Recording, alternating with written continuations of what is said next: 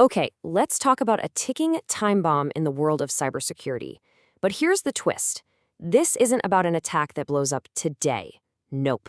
This is a threat with a really, really long fuse, set to go off maybe a decade from now. And the scary part? It's happening silently, right under our noses. Right now, as we speak, hackers and state-sponsored groups are stealing enormous amounts of encrypted data. I mean, just think about that for a second. They're grabbing stuff they can't even read. Seems kind of pointless, right? Well, it's actually part of a brilliant and, frankly, a deeply concerning strategy that totally flips the script on what we think of as a cyber attack. And this strategy has a name, of course. It's called Harvest Now, Decrypt Later, or HNDL for short. And you know what? It's exactly what it sounds like. Attackers are hoarding today's secrets, building up these huge libraries of encrypted data, and they're just waiting. They are betting on a massive technological breakthrough that will finally give them the keys to the kingdom. The best way to get your head around this is with a simple analogy. Imagine a thief breaks into a building. They walk right past the cash on the table, and instead, they struggle to haul away a giant, locked safe. They have no way to open it. Not today. But they're absolutely confident that in 10 years or so, they'll get their hands on a master key that can pop open any safe just like it. That, right there, is HNDL in a nutshell. So, what is this magical master key they're all waiting for?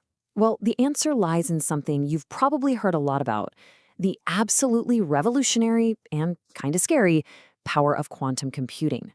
This is where tomorrow's tech becomes a direct threat to today's security. See, the whole problem is baked into how our encryption works right now.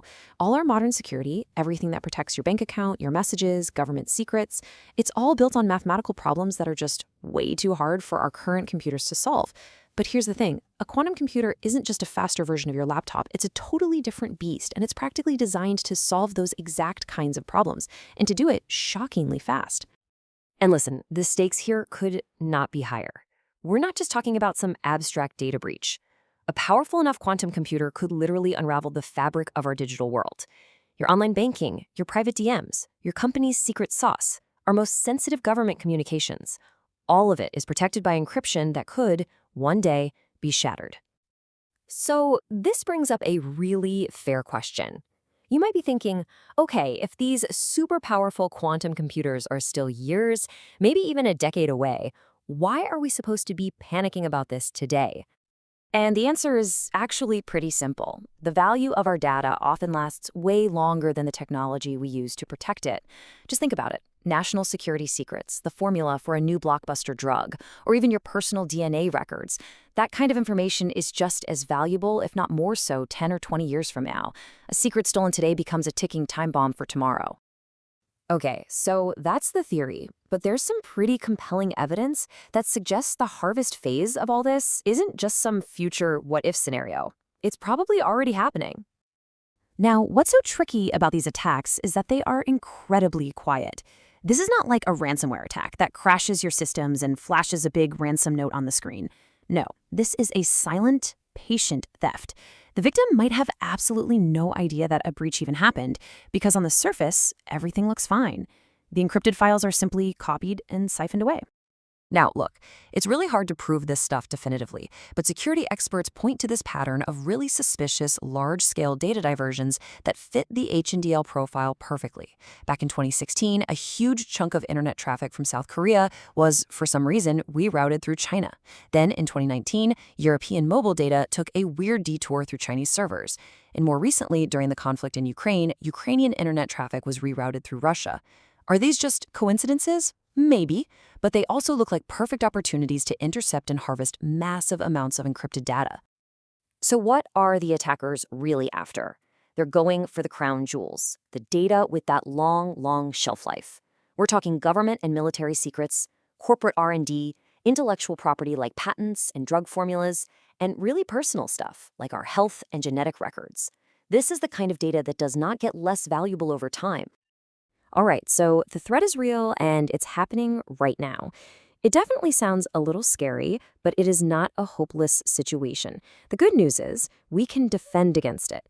This next part is all about how we can start future-proofing our data. So the defense plan really boils down to a few key steps. First up, you have to assess your data. You've got to ask, what information would be absolutely devastating if it leaked 10 years from now? That's your top priority. Second, you have to harden your current defenses. Since HNDL starts with stealing the data, making it way harder to steal in the first place is your best first move.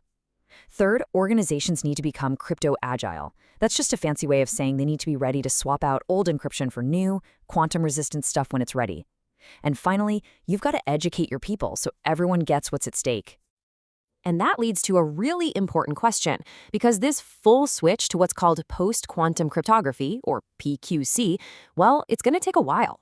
So what can organizations do right now to buy themselves some more time? The strategy here is to make that initial harvest phase as painful and difficult as possible for the bad guys. While we're all waiting for these truly quantum-proof solutions, we can buy ourselves critical time. And that means strengthening what we already have, using longer encryption keys, stronger algorithms. Look, it doesn't fix the long-term quantum problem, but it definitely raises the bar for today's thieves. It's like adding more and more locks to that safe. And at the same time, seriously beefing up your network monitoring can help you spot one of these silent data heists before it's too late. So as we start to wrap this up, the main takeaway here should be a sense of urgency, but definitely not panic. Just understanding this threat is the most important first step toward building a more secure future for all of us. And you should know that HNDL has a twin threat, and it's called Trust Now, Forge Later. This one is all about digital signatures. Imagine an attacker steals a legitimate signed software update today. They can't do anything with it now, but in the future, with a quantum computer, they could break its signature. Then, they could slap that authentic-looking signature onto a piece of malware, and your system would totally trust it. It's the same long-game strategy, just coming at our security from a different angle. You know, I think this analogy just perfectly captures what needs to happen. We can all see this quantum storm forming on the horizon. We don't know the exact day it's going to hit, but we know for sure that it's coming.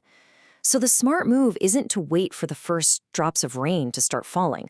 The smart move is to reinforce the house, board up the windows, and protect your most valuable assets right now, long before that storm ever makes landfall. This really says it all, doesn't it? The seeds of a massive future security breach are being planted as we speak, with all this data being stolen today. The clock is absolutely ticking on our current encryption standards.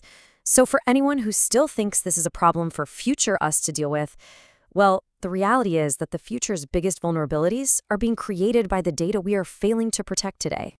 So I'll just leave you with this one final question to think about. Adversaries are actively stockpiling the encrypted secrets of our current decade. The choices we make, the preparations we put in place, or fail to put in place, right now are going to directly decide whether those secrets stay safe in the 2030s, the 2040s, and beyond. So, will we act in time?